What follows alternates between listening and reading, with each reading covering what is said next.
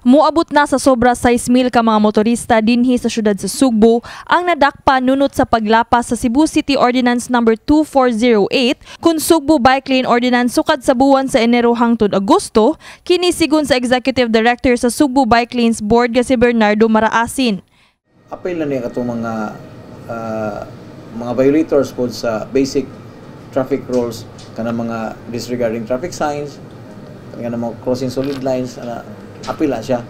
Kasi karon gyud ma'am, majority ang kanang mga obstruction sa bike lanes yun. Kanang magpark siya kay kini mo sa itong mga kanang mga pasaheroan ba, taxi or kanang mga PUJ.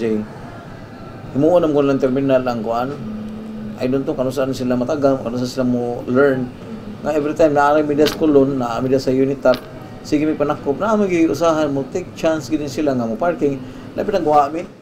Ang Regional Director sa LTO7, Glenn Galario, una nang mipadayag sa iyang pagsuporta sa maong ordinansa ug gani planong mas pahugtan pa gyud ang implementasyon niini. Actually, I do believe sa bike lanes kaya nga number one, it promotes good health, diba? Good health. And dili man pud tanan gagamit og kanang motorized nga vehicle sa bikes. Tagaan po nato siya nga kaning bitawng particular nga area sa dalan for the bike lanes.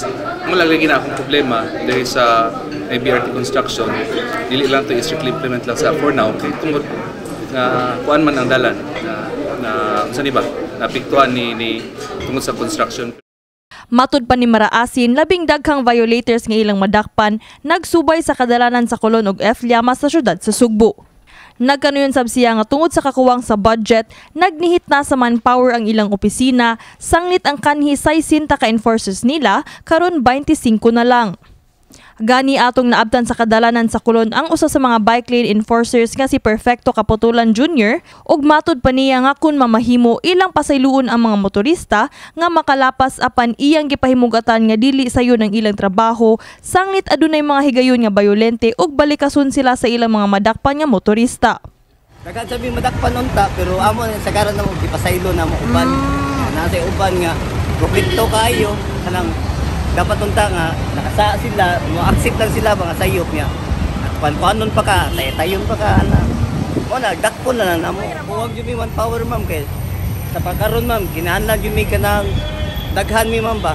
Kay daghan kay mga violator nga mga gahi kay mga Bisag unsaon nag-agi sila seminar niya, wala man gyud sila mo patong ma'am.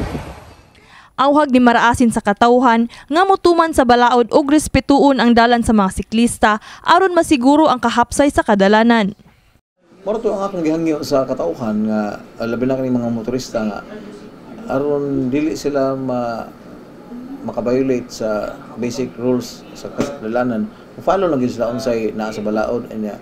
Ato pong irespeto ang agianan pod sa mga siklista kay pareha man sila nato mga road users ba. Sa laing bahin, usasab sa mga gitutukan karon sa Sugbo Bike Lanes Board ang mandatory nga pagparehistro sa tanang bisikleta dinhi sa dakbayan sa Sugbo, lakip na pud ang pagkuha og lisensya alang niini nga posibleng ipatuman karong umaabot buwan sa Nobyembre. Kini si Queenie Holigon alang sa MyTV Cebu.